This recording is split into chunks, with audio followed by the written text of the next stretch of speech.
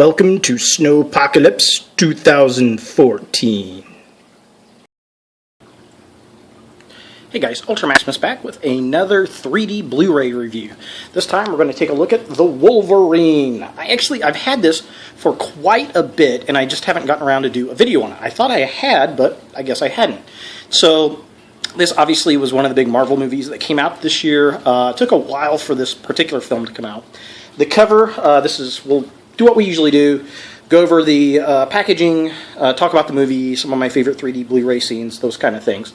Now, the cover to the 3D, and I don't know if all of them are like this. I really can't remember off the top of my head, but this was the poster, the initial poster that they put out, which is kind of based off of some comic art, which the movie itself is pretty close to a, I think it was Chris Claremont comic, I believe. If I'm wrong, please bitch and moan about it in the comments below. Yeah, they put these movie posters. They didn't say the Wolverine, didn't say anything. It was just that image, and they put these posters up at bus stops and places around Los Angeles and New York, and people were stealing them because they're that damn cool. So yeah, pretty cool stuff. Front of the package, the side of the package, the Wolverine. Here's the back of the package with Rika Fukushima, I think is her name. I can't remember off the top of my head. I believe that's her name. This is really the only second thing she's been in. She was actually really, really, really good. But yeah, so this is the special edition. Big box set. As you can see, it's a really thick DVD set. Same cover there. We don't get all the pretty pictures on the back, just all the technical data. Inside, we get a exclusive digital comic written by Stan Lee. And then we have the various discs. And what I like about the discs, they're all painted. And I like that. I like when they do that. So it's pretty much the claws coming up over the disc. This is the 3D Blu Ray version. There's the standard Blu Ray, which is blue, which I like.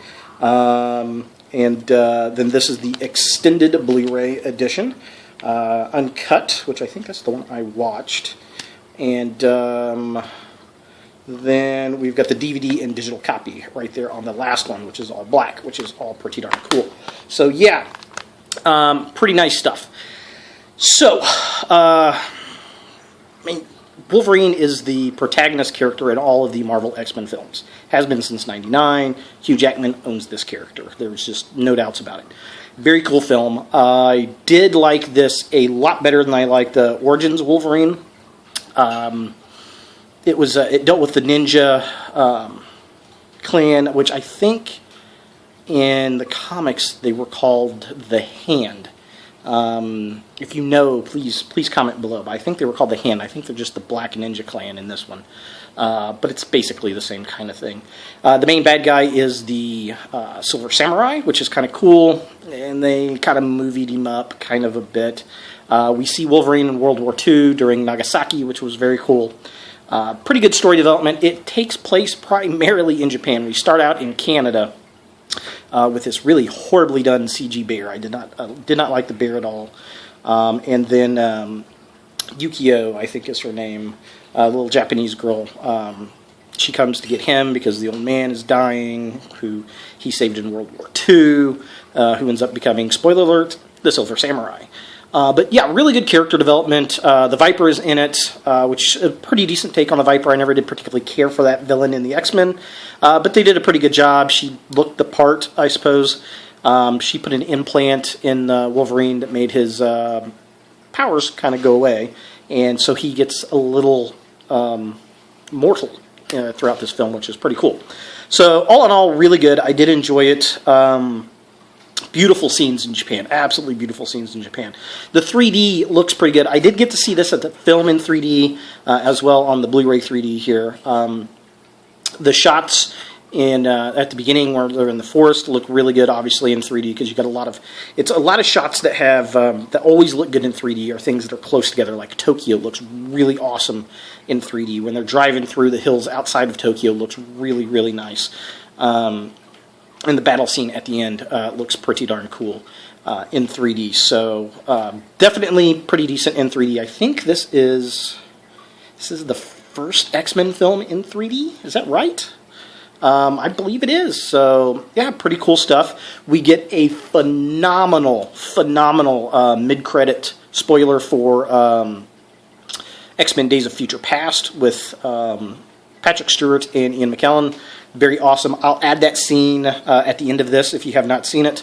I'm sure you have, but I'm going to add it because it's pretty fucking cool. And then also, there's an alternate scene, alternate ending on the disc, which I really did like, where he gets the classic yellow and black, or yellow and brown Wolverine costume from the comics. And I really wish they would have kept that in the film, but they didn't. So I'll add that on here at the end as well. So definitely a cool movie. If you like Wolverine, you're definitely going to like this. If you like the Wolverine comics, I think you're going to enjoy this, because this was a story that I read when I was younger, and they're kind of doing that with the Marvel books here. I think the Winter Soldier is the same kind of way, which is pretty cool. So they're going to the comic sources for the stories instead of coming up with these kind of hodgepodge original stories, which I'm definitely digging. So yeah, this is definitely one, if you're an X-Men fan, if you're a Wolverine fan, you want to pick up. If you're a 3D fan, yeah, sure, definitely pick it up, because it's Wolverine, he's badass, it's 3D, you can't go wrong with it. So there it is, the Wolverine in 3D. Take a look at some of the clips, and you know, it's snowing out, so why not do some YouTube? Get out there, look at some videos, check some of mine out, make some of your own. Be safe out there if you're in the snow, if you're in the cold, and have a great 2014. Thanks for watching, guys, and look for more videos in the future. Alright, so here is the Stinger credit with Professor X and Magneto.